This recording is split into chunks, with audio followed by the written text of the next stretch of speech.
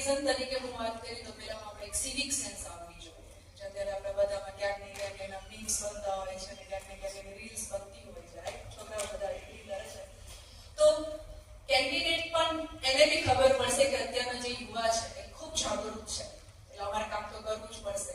પછી જે આ 5-5 વર્ષનું બધું આવે ને કે તમે આવતા નહીં, તમે હવે એરિયામાં કામ નથી કર્યું, આ બધું કાંઈ નહીં આવે. એટલે મને એમ થાય કે એઝ અ વોટર તરીકે આપણામાં જાગૃતતા બહુ જરૂરી છે. અને જાગૃતતા આપણા ઘરથી જ આવે, આપણા સ્વથી જ આવે. આપણામાં સિવિક સેન્સ નામનું પણ ઝીરો હોય ને પછી આપણે એમ કહીએ કે પ્રધાનમંત્રી ધ્યાન નથી આપતા, પણ આપણે હું નહીં, આપણે કંઈ કરીએ, આપણે આપણું જે પણ એક સારો નાગરિક કઈ રીતે હોવો જોઈએ આપણે નિભાવીએ છીએ ખરા. એટલે બેનને કે ઇલેક્શનના રિઝલ્ટ જે આવે પણ મને એટલી ખબર પડે કે આપણે એક સારો નાગરિક બનવો જોઈએ અને અત્યારે બધાને વોટ પણ કરવો જોઈએ અને વોટ કરવા માટે બધાને પ્રોત્સાહિત પણ કરવો જોઈએ.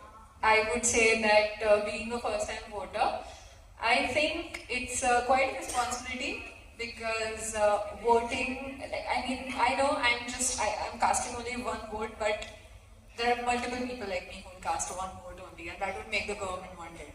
So that matters. So whichever decision that you take, you should be really thinking about it correctly in the right lines of direction, even considering the current scenario in the politics, and then cast a vote.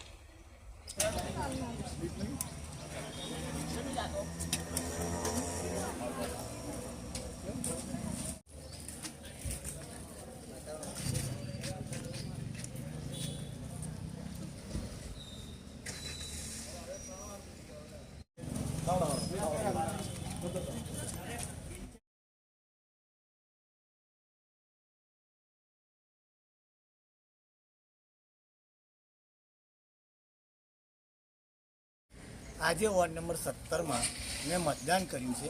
મેં મારી નાગરિકતાનો સદુપયોગ કર્યો છે અને સારા વ્યક્તિ અને વિકાસ અને જે વ્યક્તિ સાચા છે એને સાથ આપીને મતદાન કર્યું છે.